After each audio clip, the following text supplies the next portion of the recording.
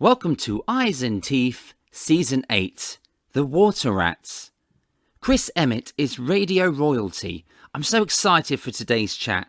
He's become such a good friend and supportive to me since my time in the Grand Order, and I feel extremely lucky to know him. Chris is Prince Rat in 2020, 2021, and possibly 2022, as the officers of the Water Rats have basically lost 2 years. Today's talk includes Chris's early career, his first radio job, his first stint with Shakespeare, his work on Spitting Image, and his dilemma with Steve Coogan, and his extensive work on 321 and the wonderful Hudd Lines. Not only a great writer but a fantastic impressionist and radio performer, Chris tells stories of Roy Hudd, June Whitfield, Ken Dodd, and so much more. I want to keep the intro short because he's got so much to tell, and it's a fascinating career. Please welcome to Eyes and Teeth, Season 8, The Water Rats, Prince Rat, Chris Emmett. The isolation thing, that's my normal way of life. That didn't make any difference. No, I feel like I'm on the Hudd Lines. That was lovely. Yeah.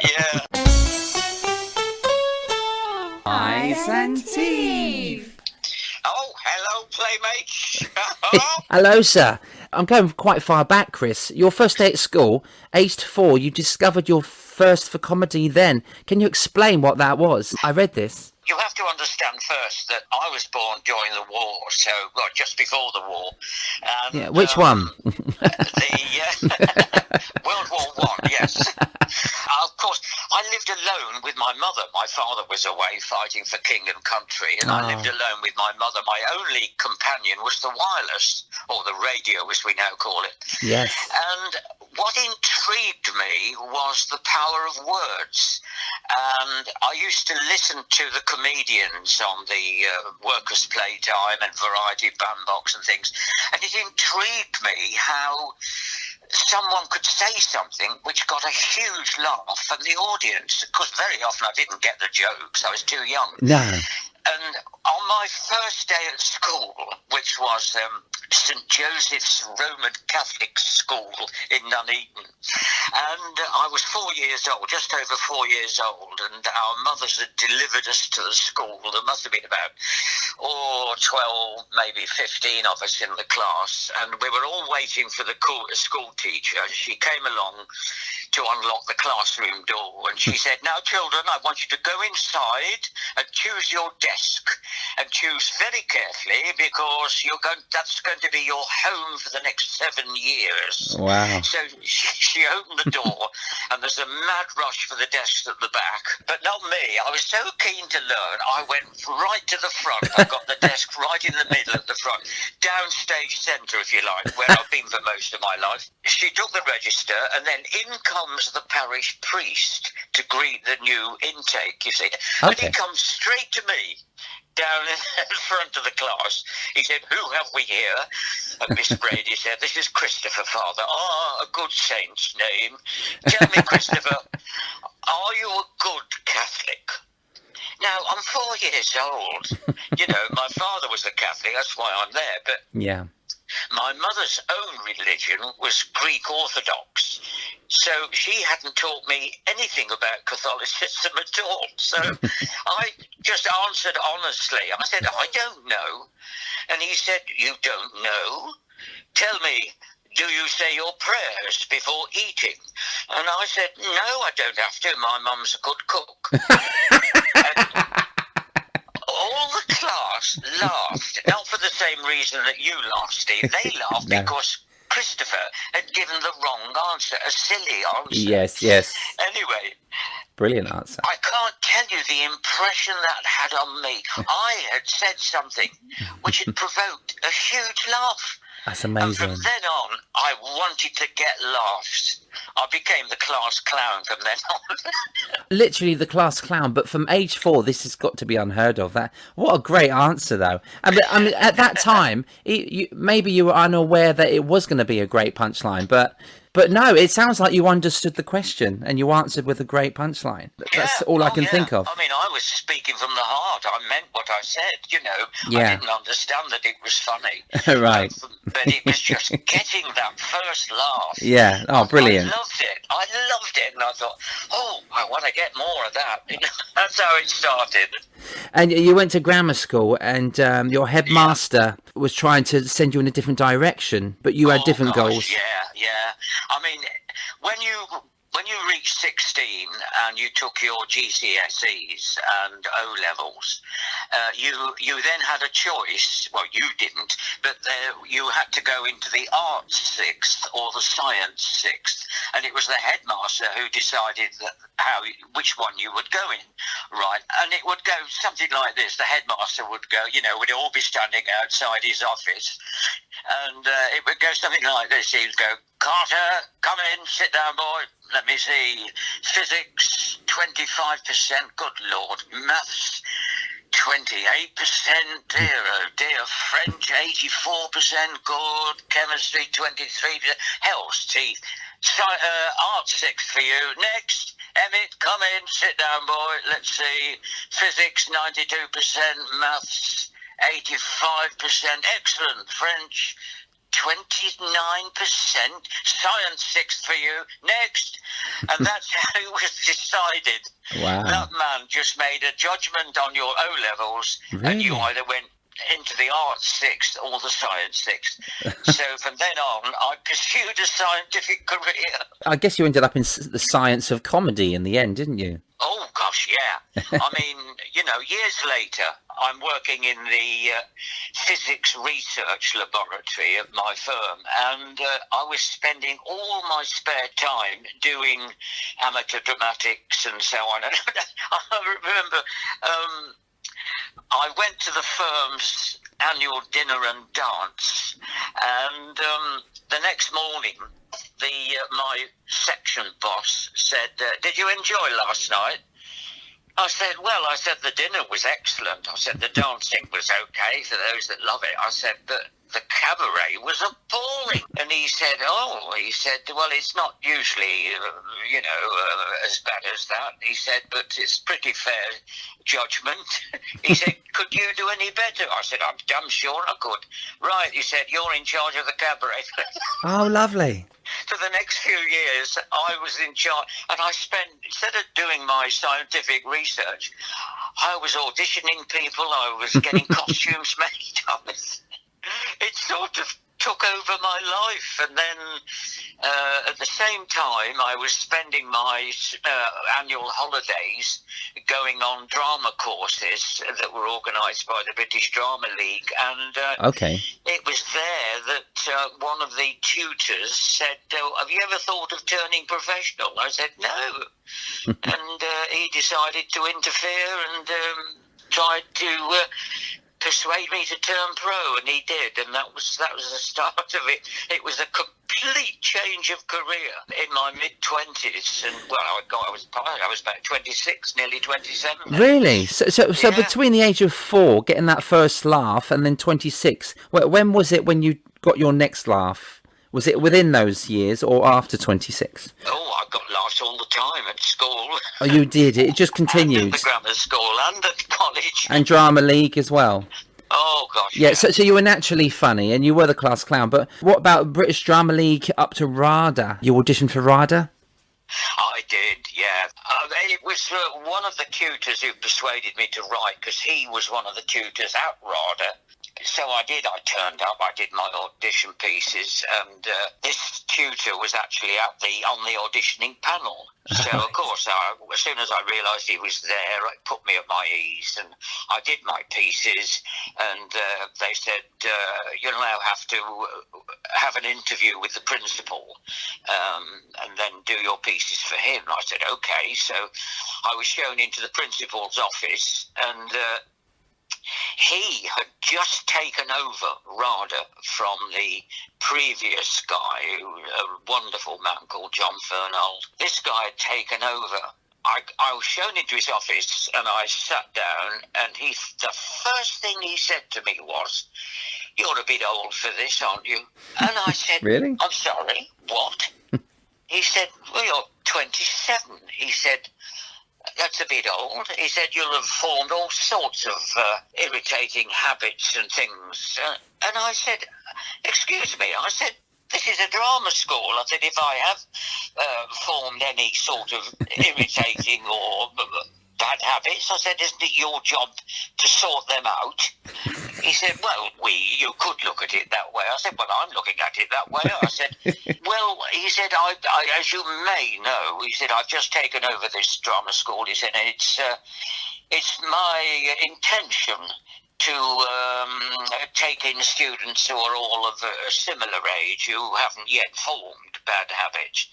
He said, and I said, I've never heard anything so ridiculous in my life. That's crazy. It sounds like they want to shape you their own way, yeah, you know. Yeah, you know. And I said, life isn't made up of 18-year-old people who all look and sound the same. I said, look outside your window here. I said, life's made up of all kinds of races, creeds, sizes, classes. I said, your drama school classes should reflect life, surely. Yeah.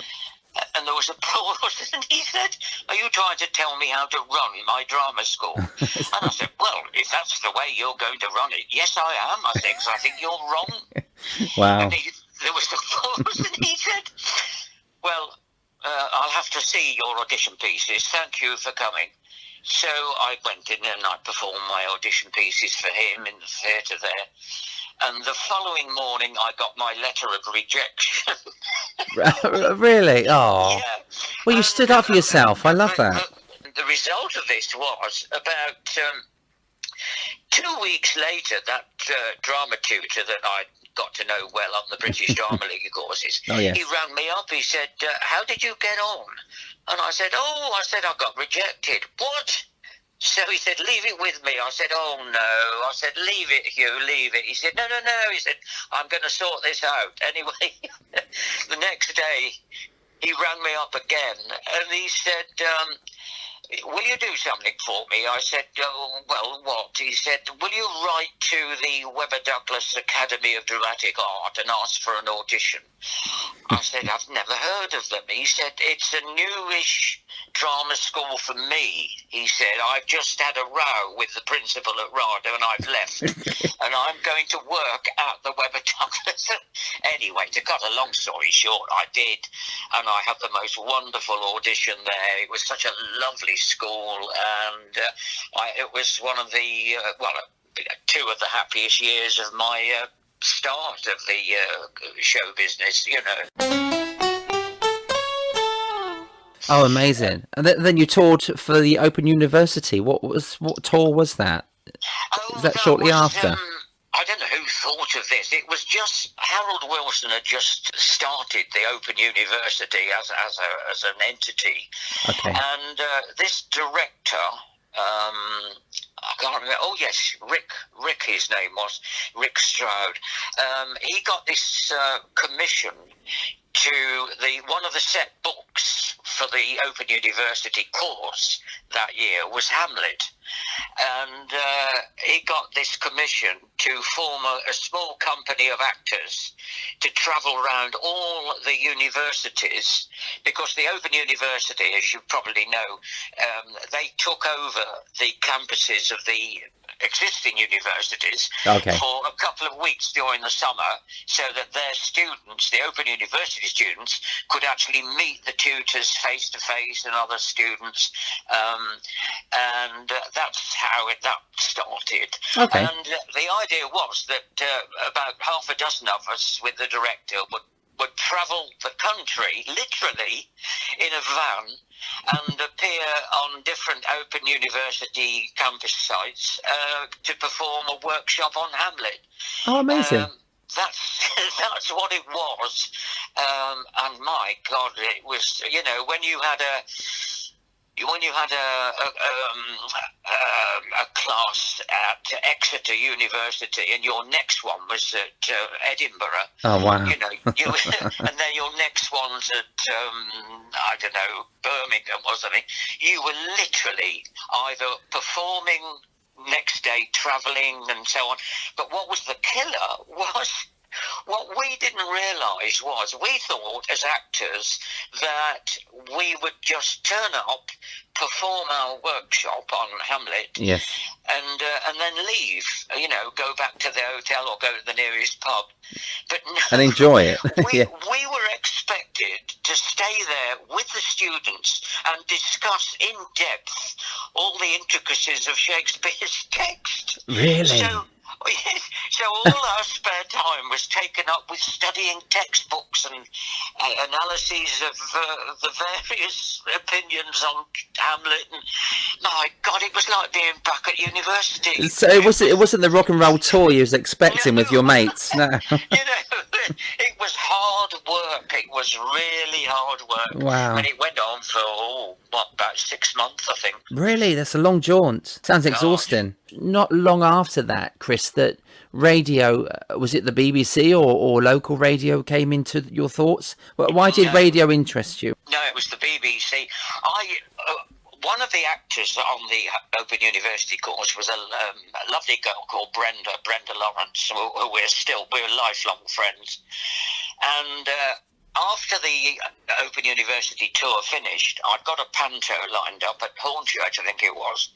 And Brenda rang me up and she said, "What's next for you?" And I said, "Well, I haven't got a clue." I said, "After panto," I said, "there's nothing in the diary." And she said, "Have you thought of radio?" And I said, "No." I said, "Never crossed my mind." She said, "Well, as you know, I do some work on BBC Schools radio." She said, "I'm sure you'd be good at it." She said, "Why did you write for an audition?" I said, "Oh, that's a good idea, Brenda. I've never even crossed my mind." So anyway, I wrote for an audition. I got my audition. I got the date and the time and the studio, and I rang Brenda up and I said, "What are you supposed to do on these ones?" She said, "Oh, it's the usual, a bit of Shakespeare and a modern play, Maidborn or Noel Coward or whatever." She said, "Just find something to suit you." So anyway, after about a week of going through everything I could think of, I rang Brenda. I said, "Brenda, I can't find anything that I think would be suitable for me." She said, "You're good at doing voices." She said, "You used to entertain us on the tour." She said, "Why don't you write something?" And I said, "Is that allowed?" She said, "Well, you can do anything." I said, "Oh, okay." So anyway, I wrote myself a roundtable discussion between, now these are names that you won't know, Robin Day, chaired by Robin Day. Yes, I've heard of Robin. Yeah. And his guests were Harold Wilson, the Prime Minister, Len Murray, the leader of the TUC, Malcolm Muggeridge, a famous journalist, and Harold Macmillan, a previous Tory Prime Minister. Right? Blimey, yeah. Well, Robin Day had the big dicky bow ties, didn't he? I remember Robin. Yeah. And I mean, they're all dead and gone now. And I remember Peter Goodright, a dear friend who we've just lost. I remember Peter saying to me, because he was in the same position just a few months ago, he said, "If I do my act now, it's more like holding a séance." I said, "I know exactly what you mean, Peter." Anyway, bless him. I turned up on the appointed day for my audition. And I was the last one of the day, and I was shown downstairs to this seat outside the control room. And this lady came out, this producer came out, she said, introduced herself, she said, "I've just got to go and get the guy before you started." And she said, "And we won't be long." She said, "At least 5 minutes or so." She said, "Are you all right there?" I said, "Yeah, I'm fine, thank you." Anyway, she goes into the studio, has a chat with the guy. She comes back, goes back into the control room. And the thing was, it was very, very warm down there.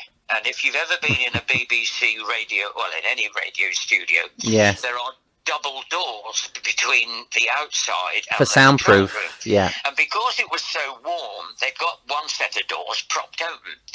But that meant was, where I was sitting outside the control room, I could hear what was coming through the speaker in the control room. And the guy before me in the studio, he was given the green light, and he started. Oh, for a muse of fire that would ascend the brightest heaven of invention. And I thought, oh my God, that's what they want. They don't want this rubbish that I've written. I thought, oh God, I've blown it.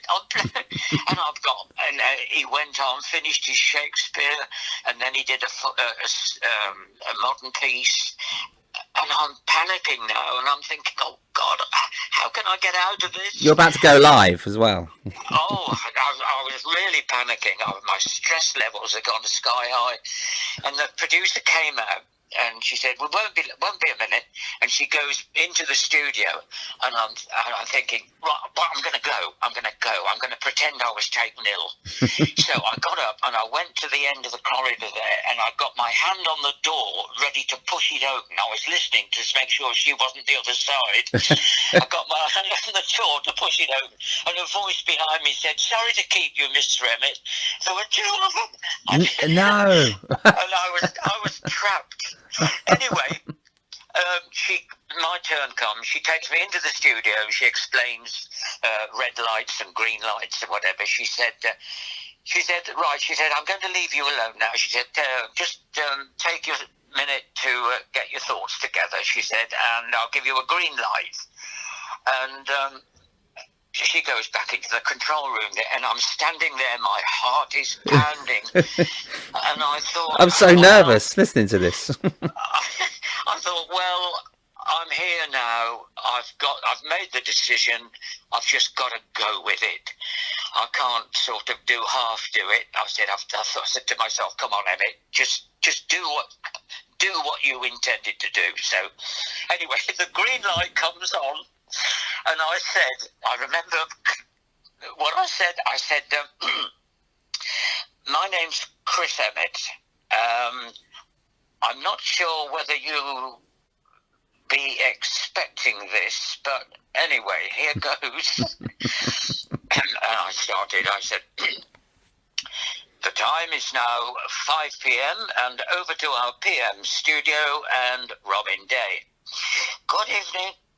I have with me in the studio tonight Mr. Harold Wilson, the Prime Minister. Good evening. As I said at the Brighton conference, Mr. Wilson, if you would allow me to introduce my other guests before you come crashing in. And I suddenly heard two screams of laughter from the control room. Oh, amazing. And I thought, oh, they're not shocked. And it really put me at my ease. A relief, anyway, yeah. I finished the whole thing. And she came back into the studio and she was wiping her eyes. She said, oh, Mr. Emmett, she said, I can't thank you enough for that. She said, after the day we've had, that was an utter joy. That's a lovely result, isn't it? Were you so happy? No. I honestly, Steve, I walked out of that studio walking on air, you know. That's amazing. And a week later, I got the letter saying, you've passed the audition, you can now write to producers, you know.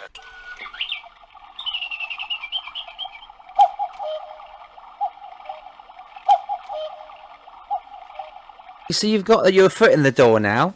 And what was Beat the Record? Can you talk about that?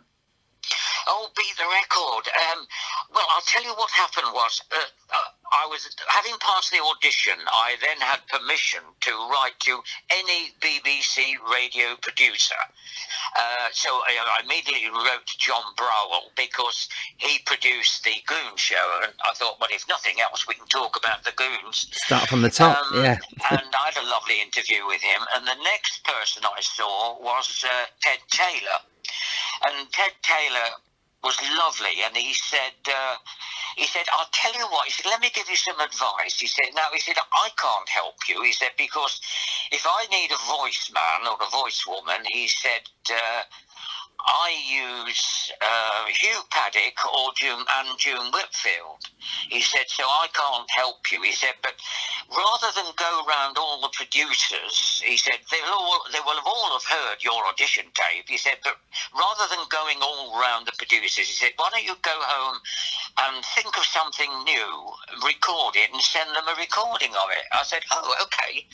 So I went home, and there was a program on at that time called Beat the Record. And very simply, Don Davis, the host, he played records, music, not vocals. Okay. And you had to guess the title. You had to phone in and guess the title of the record. And if you got it right, you won £2, right? Oh, this was in 1972, and £2 was quite a prize. All right, yeah. You know. And anyway, I went home and I was listening to this on a Sunday evening, and it suddenly occurred to me, what would happen if somebody got a crossed line? So that's the sketch that I wrote. I got the program music. I'd recorded that off the radio, and I had to actually do my own voice and other voices at the end of a telephone. Okay. On the radio, you have what's called a distort mic, where that creates that effect. Well, all I could do was have a bucket there. I had a metal bucket, and as Don Davis, I would talk into the microphone and then put my head in the bucket to be the voice on the end of the phone. You know? Ah, that's genius. Wow. Yeah. Because that created the effect, right? And I did this with... the music I chose was a Mantovani record, "Fly Me to the Moon," and it was. Yes. And I started the Don Davis saying, "And here's the first music. Can you guess the title of this?" So I'd put the needle in the disc and start to play it, and then I'd go on the radio. Hello, is it? I know it's Little Dolly Daydream. No, I'm sorry, it isn't. Next caller, please.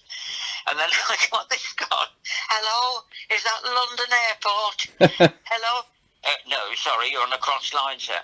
Caller number 4, and he kept coming in. That's Hello, nice. London Airport. No, you're on. And I, in the end, he said, well, I've got the wife's mother here to stay. I'm wondering if you could fly me to the moon. And he said, yes, congratulations, sir. You've got it right. It is fly me to the moon. Pardon? You fly me to the moon. You've got it right. Pardon? You've just won £2, sir. Oh, thank you. If I send the wife's mother to collect it, could you make it £2 a gelignite?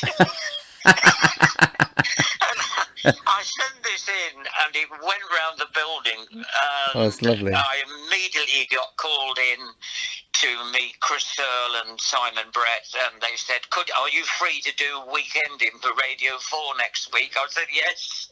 Wow. And that was the start of it all. That's how it all happened, Steve. That's incredible. So there's the BBC Light Entertainment Department you were in then? And that was it. Where it started. Yeah. And how long from that moment to Hudd Lines, or did you know Roy Hudd at that time, or was this quite a gap? I never met Roy at all. Okay. I was immediately cast in as the permanent replacement for Weekending. Weekending was Bill Wallace, Nigel Reese, and David Jason. Whatever happened to him. And if any one of them couldn't do a Friday morning, they would call me in. So I was regularly called in to do Weekending. And then other producers heard me, and they started using me on The Impressionists and all sorts of other radio shows. And Simon Brett, who was one of the first producers to hear my Beat the Record spoof. Yes. He had the idea of doing a Weekending type satirical program on Radio 2, but obviously much more. He used to say a Radio 2 version of Weekending, but funny. I turned up, Steve, on the 9th of June 1975 at the Paris studio in Lower Regent Street, and I was introduced to Janet Brown and Roy Hudd. Wow, that's 2 months after I was born, June 75. Really? Yeah, bless. Wow. Well, that was it. That was the start of a glorious 26 years of the news Hudd Lines. Well, you know that you had about 51 series. It's up there longevity-wise with like shows like Sorry I Haven't a Clue, The Archers, Just a Minute. It was such a record-breaking show, wasn't it? And Yeah, so 26 years, long time. It still holds the record. The thing about it that picks it out as a record holder is that it was. I had to describe it on. I did a documentary called Behind the Hudd Lines, all about the program. You can. It's available on YouTube. You can find it on YouTube. I'm going to watch that today. I'd love to see that. You won't watch it. It's a radio show. Oh, is it? No, I do watch the radio. I stare at radios quite often. Why is nobody moving? Yes. And I wrote this documentary, and I had to describe the Hudd Lines. It was the longest running. What was it? The longest running sketch. Oh, I can't remember. But anyway, the crucial bit was the longest running sketch show before a studio audience. It was the before a studio audience that clinched it, and it's never been beaten. Well, no, it ran longer than Educating Archie, didn't it? Because that was like a comedy sketch show, I guess, with characters and voices. And so it did. I mean, that was only 10 years that run for, but you did go longer. 26 years we ran. Yeah. Wow. And so I met June Whitfield once backstage with Jan Hunt. She put me on at the Wimbledon probably about 8 years ago, and she introduced me to June Whitfield, and June met Arthur Largo, and I'm in awe of June Whitfield and Roy Hudd, and obviously as we know, I worked with Roy quite a few times. It was Janet Brown first, wasn't it? So Janet Brown was working with Roy Hudd and yourself. What was that like? They made you welcome, and you started to write the shows together? I over the years, I contributed sketches and good one-liners and things, but we had a team of writers. There was about half a dozen main writers, and then it was wide open to anybody in the country or the world to write in with gags to offer them, and they would get £5 or whatever it was for using their gags. Some people used to say, when we started, some people used to say to Roy, or about Roy, they'd say, why is he laughing at his own jokes in the opening monologue? And the answer was, because he'd never seen them before. Yeah, that's true, yeah. Yeah, because the writers would be doing the opening monologue as we were rehearsing the sketches and songs. So just before Roy walked on the stage, they would hand him the monologue. So he didn't rehearse with it? You didn't go for a rehearsal? The first time he'd read it was the first time he heard it? Yeah, that was it, So you can't control the laughter. That's brilliant. Oh, yeah, he was a brilliant sight reader, and very often, he'd read a gag out and he'd start laughing. He couldn't help it, and then that would lead to ad-libs and comments and so on. What made it an absolute joy for the cast was that we were given free rein with everything. So the people that heard the news headlines at home, they only heard about half of what went on in the studio. Okay. It was brilliant fun. Oh, conversational. Were any of them live? Were they all live, or is it all recorded? They were all live. Well, not live. They were recorded live in front of a studio audience. And then recorded, on the Thursday lunchtime, and it went out. The edited version went out at 10 o'clock that night, repeated on a Saturday. But we did, over the years, we did do a few live shows that went out live. We went to Nottingham, we went to Earl's Court, we did quite a few absolutely broadcast live. Oh, fantastic. Earlier this year, it was the penultimate show I saw in a theatre before the lockdown, the first time round, and it was a Sorry I Haven't a Clue, Jack D was hosting, and it was just wonderful to see a radio show in that format, you know, sort of Yeah. still working and the format still the same. It was just so nice to see that. It's just brilliant. I mean, these radio shows. So Hudd Lines, it did go for so long, but it was always topical because people were sending jokes in, and I guess that made the show different every episode because you were getting from all different angles and different minds writing different material. Yeah. I mean, it would start on a weekend. The main writers, they would be going through the newspapers at the weekend, looking at the top stories, and the producer would ring them up on Monday morning, and say, what are your thoughts? And the writer would say, I'd like to do that story, and okay, fine. So there would be set stories that would be covered by the main writers, and then anything else that they thought of during the week. And the script would appear on a Wednesday. There'd be a script meeting with the producer. They'd decide what worked and what didn't. And then on Thursday morning at 9 o'clock, Roy, June and I would sit down and read through it, and we would decide what worked for us and what didn't, and we would then perform the finished product, That's lovely. I mean, it's very much like Have I Got News for You, which is very record-breaking as well, isn't it? Yeah. Because news, you make fun of the news. People love that because we don't like hearing the news, so let's make fun of it. And it worked. But was there any conflict really between... was there something that Roy wanted to tell or you did? And did you ever argue over what pieces to do, or was it all mutual no, we never argued. respect? No. Oh, that's nice to hear. I never thought it would be. It was just such a fun show to be on, wasn't it? Oh, gosh, yes. I mean, we had... Roy, June and I, we had such mutual respect for each other, We would share everything, and... if any of us came up with an idea during the rehearsal, during the script read-through, that could go into the programme. Would you sometimes think of a line and say, "Oh, Roy, this joke I just thought of would suit you," and you give it to Roy? Yeah, very often. Oh, that's nice. We wouldn't change the entire script. No. We would amend it as we went along. One of us would get an idea and develop it, and that would go in. So it was total teamwork.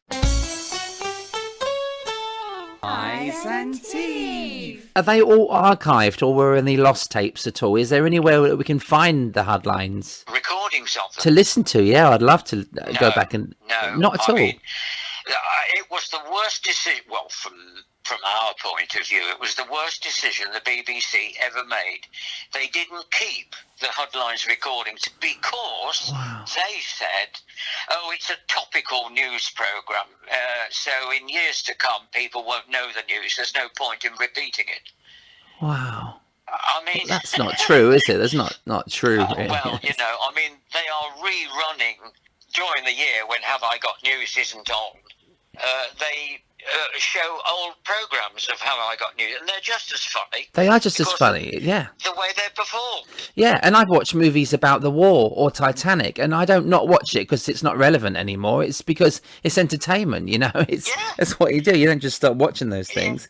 That's such a shame to hear that.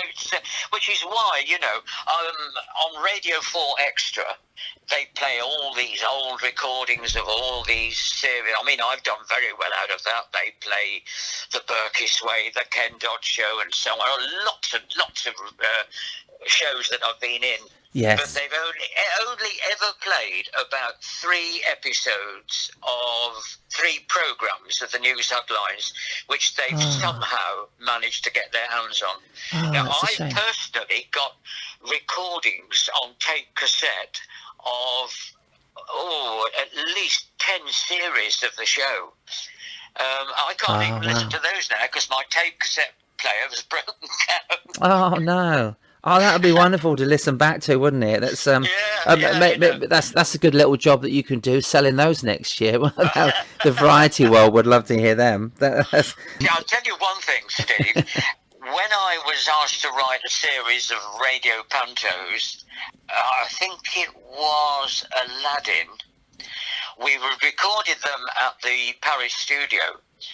And at one point, they contacted me when they were going to make them available for sale. Right. And they contacted me and they said, we've got 5 of the 6, but one of them we cannot find the tape anywhere. We wondered if you could help. Have you got a copy of it? And I said, well, I have. And I said, fortunately, I made a recording of it on a reel-to-reel recorder. Okay. I said, so I could put that on to CD and send you that. And they said, oh, yes, please. And we'll see if we need to do anything to it. So anyway, I copied it onto CD and I sent it in to them, and they contacted me again and said, no, it's absolutely fine. Thank you. That's the version we will use. Oh, okay. Oh. So it's my home recording of Aladdin that is actually for sale now on with all the others, you know. Oh, contributional. Was there any one episode that stands out that you love to listen to over and over again? Is there one that was just the one that you remember, or is every episode just gold? Oh gosh, no. Every episode had its moments of glory. There are so many. I can't even quote one now. I think it was the ad libs that sometimes just made it. Oh, I'll tell you one. I'll tell you one that happened just by accident, right? We had a quickie, as we called it. It was just 2 lines. Okay. The line, it went like this. Roy was the reporter, and I was Hardy Amis. I couldn't think of his name then. The Queen's dress designer, right? Right. And the sketch, the quickie was, Roy said to me, now, Hardy Amis, it was Sir Hardy Amis then, Sir Hardy Amis, you are responsible for the Queen's appearance every time she appears in public. How have you done that? And my reply as Hardy Amis was, just before Her Majesty leaves, I make her suck a lemon. So that was the line, right? Yeah. And we just read it straight like that in rehearsal. But in performance, in front of the audience, I don't know what made me do it. I just for fun, right? As Roy said, Sir Hardy Amis, you are the Queen's dress designer. And I suddenly decided to play it camp. And I said, yes, that's right, yes. And the audience laughed. And Roy looked at me across the mic. And I just didn't plan it, it just happened. I just leaned across the mic and I fingered the lapel of his jacket and I said, lovely material. Is it one of mine? Roy said, no, it isn't. No, play your cards right. No, Sir Hardy Amis. And we ad-libbed for about 2 or 3 minutes, and the audience were in stitches. Oh, wow. And when it came to, at the end of every programme, the producer would march down the aisle from the control room. Oh, dear. Just for the retakes, you know, there were always retakes, quickies. And he said, Hardy Amis, the audience roared, and Roy said, how are you going to edit that? He said, well, I'll have a go. He said, but there was one slight correction, which we re-recorded. And it went out on the show, and it ran for about 2 minutes. And the writer was absolutely thrilled to bits, because instead of it being a 2-line quickie for which he would get about £5 or something, he finished up with a cheque for about £35 for a sketch. Oh, wow, you paid his rent that week by your ad-libbing. And he said to me the following week, he said, can you do that to all my sketches? But that's one example of how things happen during the show. Yeah, you know, and I guess you need to be kind to the producer as well. I mean, if you do veer off the script, you need to come back immediately, really, for a show like the Hudd Lines, because it is scripted, but you're professional enough, all 3 of you, to actually come straight back in. Yes, yeah. We would always...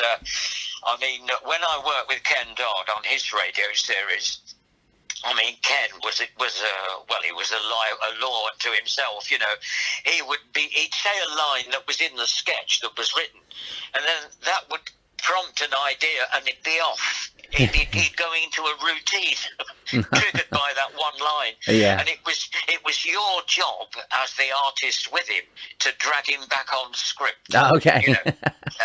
Yeah. Otherwise, he'd have still been there all afternoon. So in that kind of situation, you had to try and get him back on the script. Oh, amazing. But with the Hudd Lines, we were all pro enough to know that once we'd had our fun, we went straight back to the script. Yeah, definitely, because there's another program coming half hour later, isn't there? So. Yeah. At the same time, Chris, you're also, I mean, all of you were appearing in different plays and your own shows. You worked at Culture's Mercury Theatre, which led to writing annual pantos for them, and you also wrote pantos for radio. Yeah. At the start of my radio career, in about 1972-3, until I met Roy 2 years later, and it was 3 years after I first met Roy, 1978, Yorkshire Television had taken over my life. So as well as appearing in plays at Colchester and Hornchurch, I was performing in radio and TV and on stage, and writing pantos, and I don't know how I packed it all in, to be honest. When I look back, I think, God, I couldn't do that now. Well, it must have been exhausting. Yeah, around about 1977, like Took and Co. with Barry Took, and shows like Nuts as well. 321, Yeah. You were doing all these shows, variety shows, and doing stand-up as well. So you did fit quite a lot in around that time. Oh, a hell of a lot, I had to start pacing myself, because when I was at Yorkshire Television doing those 2 series with Barry Took, and it was while I was there doing that, the executive producer of 321 saw me on the monitor, and he thought, he'd be fine for the 321, and that's how I was inveigled into appearing on that, and that ran for nearly 10 years. So and I was writing a hell of a lot for 321 as well. That was very, very time consuming, Yeah. So I for a long time, I couldn't do any plays, No. which I loved doing theatre work, but I didn't have the time to do it. No, of course not. You didn't write any of those clues, did you? I mean, what I loved, I never got any of the clues, but I loved the show. Ray Allen was on there, loads of ventriloquists. I used to love the acts. I used to sat and watched it for the variety acts, and I was, like 10 years old when that was on. No, those clues. I mean, when the very first series, Ted just read them out, right? And when I watched the show on the Saturday night, I would, like everybody else at home, I would go, "What? Could you repeat it? What?" And the second series, I went to see the executive producer, and I said, "Alan," I said, "these clues that Ted reads out." He said, "Yeah, I know." I said, I've had complaints. I said, "Well, look, I'll tell you what would help." I said, "because you know what those clues, those rhymes are." I said, "Why don't you put them on the screen so that the viewer can actually read them at the same time, and that gives them a little more time to absorb the information?" He said, "Oh, that's an idea." So that's what they did from series 2 onwards. But, Okay. It only helped marginally. And when I complained to the guy who wrote the clues, he just looked at me and smiled, and he said, "Well, we are giving away a car, or a boat. Yeah. Or a little speedboat if you live in Birmingham. Prize, the car, so, Yeah. so he said, we have to make them difficult. Oh, controversial. You also worked with Phil Cole, one of my favourite impressionists. Yeah, it was great fun. I went to see him on tour with Jasper Carrott, and I just just met him backstage. I told him I was a another one of my ventriloquist. favourites, Loved him. yeah. Yeah. And Phil would do this impression of Shorty Harris. Remember Terry Rogers, the ventriloquist? Yeah, I do, and, yeah. And his particular impression was of Shorty, the dummy, and he contort his face into a ventriloquist dummy with the wonky eye and the bottom lip. It was such... His face, he was like Jim Carrey, Phil Core, wasn't he? Brilliant. But he had a lovely way about him. Oh, but you've worked with some great people. I mean, you worked with Ken Dodd as well. Was that a radio show? I did 2 series of World of Laughter. Ken Dodd's radio show, and at the end of the radio show, Ken said, "I'm taking this to television. I want you to come with me." So Nice. It was through Ken Dodd that I got my very first television experience. That's a nice memory. Yeah. And then, so you don't mind being on stage in front of the camera, and also behind the scenes. You worked on Spitting Image, which has come back recently. Yeah, that was 1984. Okay. And the way I got into that was John Lloyd, who was the Spitting Image producer. He had also been a News Hudd Lines producer. He'd taken his turn at doing the News Hudd Lines for a year or two. And so John knew what I could do. And he rang me up at Yorkshire Television while I was there, and he said, "We've got a sketch on Sunday," he said, "which involves Harold Macmillan." He said, "You're the best Harold Macmillan impression I've ever heard." He said, "Could you come and do it for us?" I said, "Oh, I'd love to, John," you know. So on the Friday night, when I finished 3-2-1, we finished the programme at 8 o'clock on the Friday night. I would drive back to my dad's house in Nuneaton and stay the night there, and the following morning I'd drive over to Central TV of Birmingham, Right. and record the soundtrack, and then go back to London ready to start rehearsing the next 3-2-1. Wow, that's your schedule. Doesn't slow down, does it? Oh, it didn't. You No. know? And I was there from... It was nearly the end of Series 1 when I was brought in, and John kept me on for Series 2, so I was there from about beginning of February 1984 to the end of June 1984. Then John rang me up and he said, "Look," he said, "this is a bit embarrassing," he said, "but," he said, I've been asked to prune the budget a bit," he said, "and to be honest," he said, "you and Steve Coogan do a lot of the same voices." He said, "So I'm going to have to let one of you go." I said, "If it's Steve Coogan, obviously he's going to be the one you keep on." I said, "But I understand that, John, because you're absolutely right. You know, we do a lot of the similar voices, you know." I said, Right. I said, and to be honest, I said, that would relieve me of the pressure of driving, you know, Friday. Logistically, it was hard at the time. Yeah. Logistically, it was very hard, and I said, I would be very grateful for a break. And he said, "Oh, good." He said, "We're still friends." I said, "Of course we are." Oh, bless you. It happens, doesn't it? Did make life a lot easier,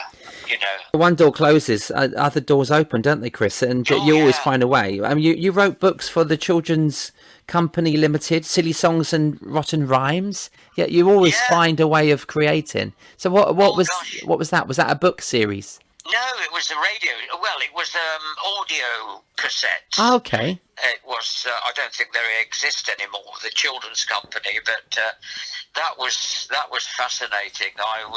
We would record them up in Norwich, I think it was, and Stephen Fry came in to do one. So I can now say, "Oh yes, I met Stephen Fry. I worked with him." Nice. Is that the BBC? Yeah, he lives there, doesn't he? Yeah.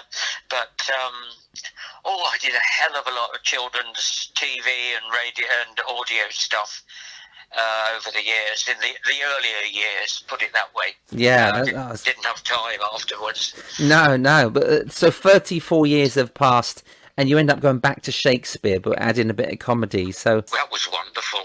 I went with Roy on his 50th birthday. That's right. On his 50th birthday, his wife had organised a special day. We all piled onto a coach, and one of the venues that we called at was the half-built Shakespeare's Globe Theatre. Oh, wow. And we had great fun there. And then we went on doing other things on the coach.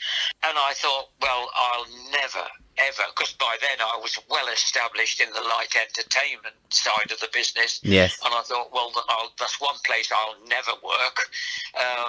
And I always found Shakespeare difficult anyway. So I thought, well, I've written that one off.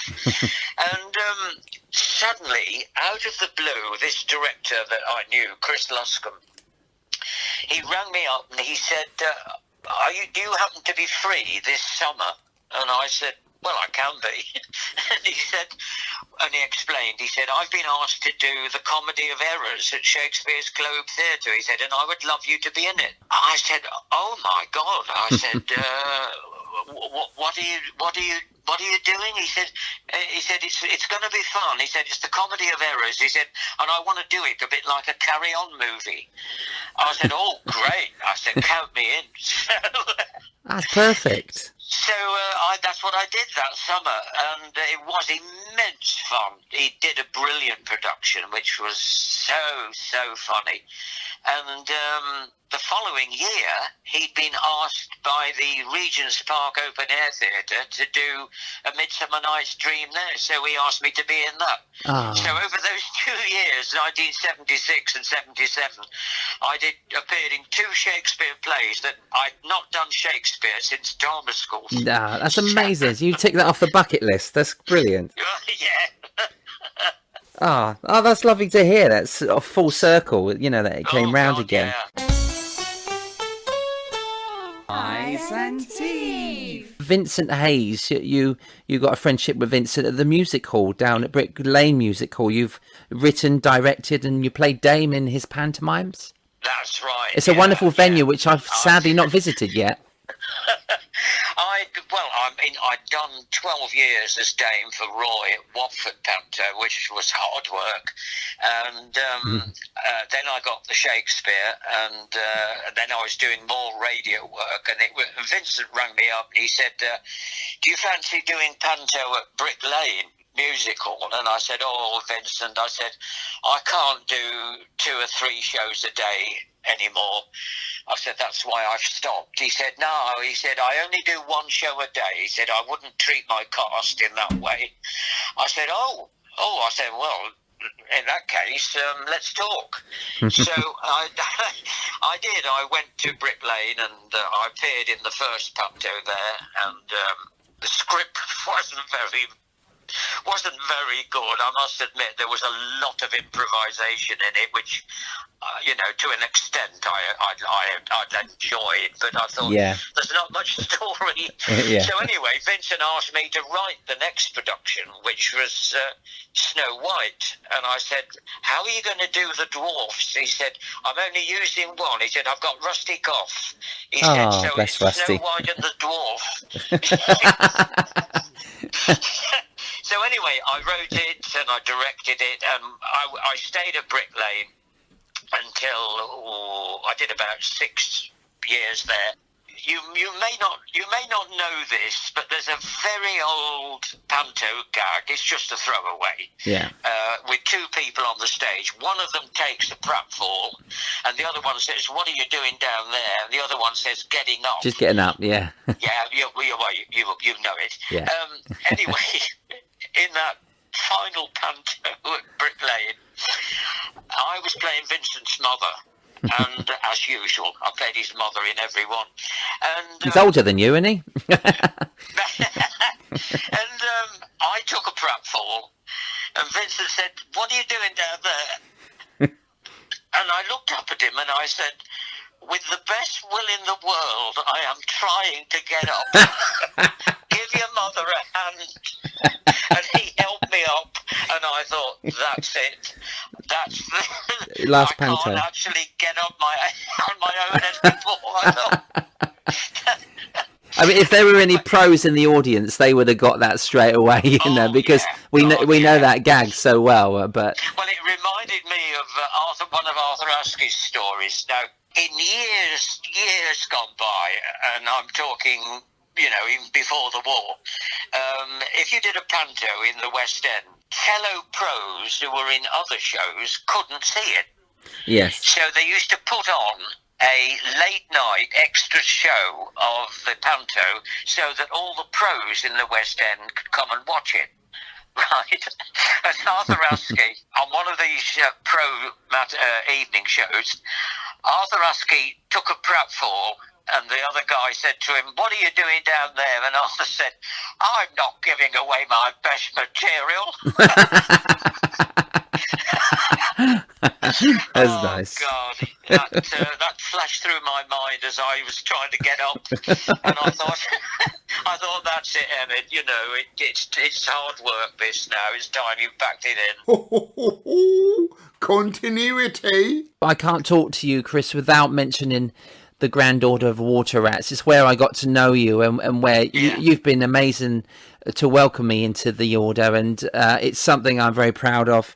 But when did you first join the order, and who proposed you? Oh, that was Roy Hudd. Oh, well, Roy proposed me, bless him. So, Roy asked me in 1989. He was King Rat, and he asked me along to his ball. Ken Dodd was the star guest at that ball. Oh, wow. And I enjoyed the evening. Yeah, it was 10 years later, 1999. Roy said to me during a Hudd Lines recording, it wasn't during the recording, it was in the pub afterwards. He said, "Have you ever thought of joining the Water Rats?" And I said, "No." I said, in the same way I'd never thought of auditioning for radio. I said, "No, it's never crossed my mind." I said, "You're all stars, you're all variety people, He said, it's open to anybody in the profession." He said, "You don't have to be a variety turn." He said, if you feel like it, he said, "I'll propose you." I said, "Well, yeah, okay, it'll be fun to meet others like you, So Roy proposed me, and Gordon Kay seconded me. Oh, he was King Rat in 1999. So Brilliant. Roy was my proposer. Gordon was my seconder, because I'd worked with Gordon. It was my first job when I left drama school. Yes. In 1969. We both started out together at the Bolton Octagon Theatre. Okay. So I'd known Gordon for donkey's years. Oh, he's a lovely man, wasn't he? Oh, he was lovely. I just listened to his Desert Island discs, and I did meet him once in Basingstoke. He'd done panto in my old hometown. He was with Barbara Windsor, and he was so lovely. On his Desert Island discs, he talked about his ball, and Mr. and Mrs. Elton John were on the top table. So many big names were there. It was incredible. Yeah. Wow. Oh gosh, yeah, and that was the start of it for me. And I've been a member since 1999. That's 21 years now, and I'm one of the youngest. You are. You're my twin brother. If only. Yeah, but I brought a coach up. Was it 2 years ago? I brought a coach up from Eastbourne to the headquarters and sat and listened to your talk, which was the most brilliant afternoon of stories and anecdotes. And sadly, we've lost Ken Joy this year as well, who was our curator. And but maybe you've got some great memories and stories that you share with the groups that come up, haven't you, on those visits? I had such a great day. As a water rat, I've never seen it before, so I really enjoyed joining in that Eastbourne coach. And that's one thing, no one can take away from you, is that you're so grateful for the career that you've had, and you get to tell these stories. Gosh, yes. I mean, when I look back, Steve,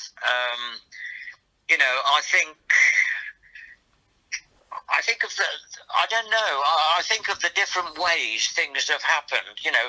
I think to myself, if I hadn't decided to go on that Open University tour, when I was tempted to turn it down, I wouldn't have met Brenda. If I hadn't met Brenda, she wouldn't have advised me to write to the BBC. Yes. If I hadn't written my own audition piece for the BBC, but I did. You know, if all those things, I mean, was it fate? Was it luck? Was it chance? I don't know.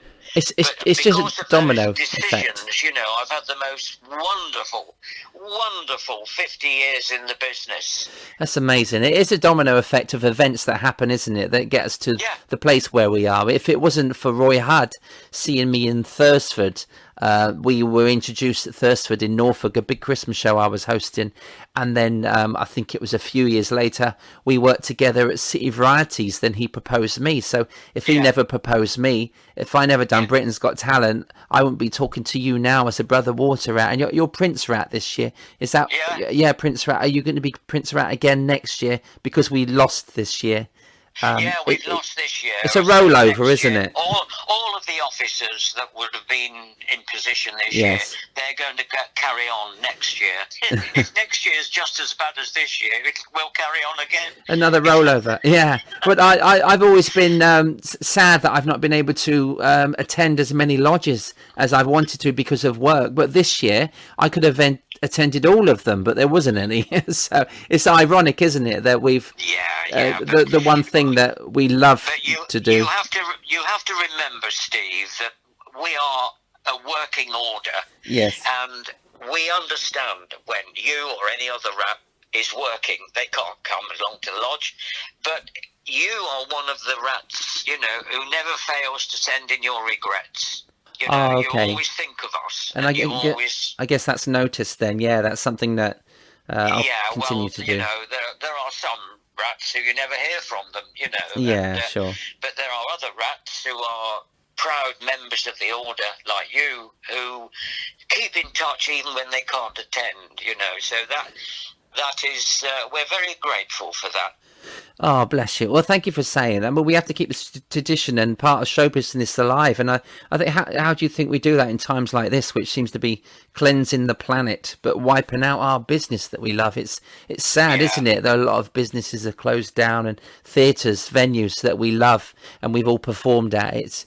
It's heartbreaking. And I think if dear Roy Hudd and Ken Dodd were here, they'd be heartbroken. They wouldn't be able to perform on stage for 8 months, 9 months.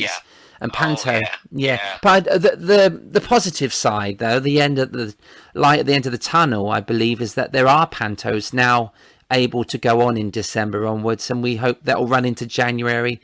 And we just need to look after ourselves. You know, I'm optimistic. So. Well, you have to be, don't you, Steve? I mean, the pantos. There are half a dozen pantos over the country that have managed to put a show on, but sadly the audience has got to be socially distant. Yeah. So you're and everyone will be a financial loss. But the theatres are so desperate to keep people coming to the theatre that they're taking that loss just to keep it alive. Apart from the war, we've never cancelled a ball before, and but I mean, you say that about financial losses and social distancing. It's not affected my tours in the past, you know. And so I just, so I could have carried on for the last 8 months, but I've moved my tour into next year. I just hope it can go ahead in April. I literally put it on stage the day before lockdown, so that's worrying. But I mean. This is why, I mean, you said to me about being creative in this time. I think I had to be. I was ready to do a show like you know, Brother Rat, Joe Pasquale was taking his show back on the road. Some others do have them, and then we've all had to stop our tours and things. Yeah. But it's a passion, isn't it? So things like, if we are creative, things like this will happen, like podcasts. And I do believe it's important to archive our stories, you know, which has been wonderful to listen to yours today. I really appreciated it. I've loved this, Chris. Really have loved it. Thank you so much.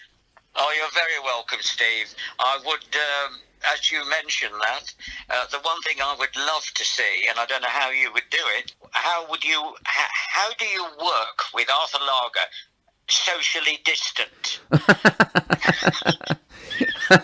Well, at the moment it's okay because he's in the garage, but I mean about 10 years ago, I did a show at Chroma Pier, and I did a joke because some ventriloquists were using remote controls, and they sat a dummy in the middle of the stage, left the stage, and the dummies would come to life. But I did a social distancing version where because I can't afford the remote control, so I'd sit the dummy, and then I'd go in the wings, put on a scary piece of music, and then this arm, which is about 3 meters long, would come out slowly to some Pink Panther music, and as if I'm about to work the dummy with a long arm, you know. And so I replugged that. I'll send you the clip. I replugged that same clip from that theatre show, idea. and it really worked with social distancing as a gag, you know. And now I've seen Ant and Dec do it on TV recently, and it's quite a popular gag. I'm not saying that they copied me, but but I mean, you know, we're thinking ahead, aren't we? That's what comedy is. Well, bless you. But thank you so much for your time. It's been a pleasure to talk, Steve. So thank you for including me. Ladies and gentlemen, Mr. Chris Emmett. Thank you so much, Chris. Oh, you're very, very welcome, Steve. It's been a treat. Bless you. Take care. Bye-bye. Well, good luck with the edit. That's what Jess Conrad said. Eyes and Teeth. Thank you to Chris Emmett, and I hope you enjoyed today's podcast. You can download Eyes and Teeth and listen to any episode for free on Apple Podcasts, Spotify, or wherever you listen to your podcasts. To see more of Chris Emmett, you can go to the Grand Order of Water Rats website to see his biography at www.gowr.net. Today's quote comes from June Whitfield. "The 3 ages of man, youth, middle age, and my word, you do look well." Thank you, June. We miss you. Eyes and Teeth is written, produced and hosted by Steve Hewlett. Eyes and Teeth vocals by Lola, Nina and Larissa Hewlett. Additional vocals by Rich T. The Eyes and Teeth music and jingles are all produced and performed by Water Rat Kevin Dean. Next time on Eyes and Teeth, the very funny after-dinner speaker, TV warm-up, great stand-up comedian and golf legend, the wonderful Mr. Ian Irvin.